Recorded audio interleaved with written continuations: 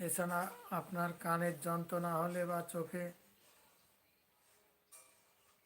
জ্বালা যন্ত্রণা হলে 1 ফোঁটা করে আপনি এই হাতিশুঁড়ির পাতার রস ব্যবহার করতে পারেন।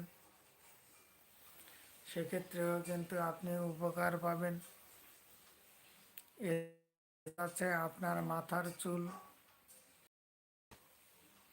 উঠে যাচ্ছে, টাক পড়ে যাচ্ছে, অথবা টাক পোকায় ধরেছে বা কেটে যাচ্ছে চুল, সেক্ষেত্রে আপনি কিন্তু এই হাতিশুঁড়ির পাতা এবং ডগার রস করে ভালো করে থেতো করে নেবেন। নেওয়ার পরে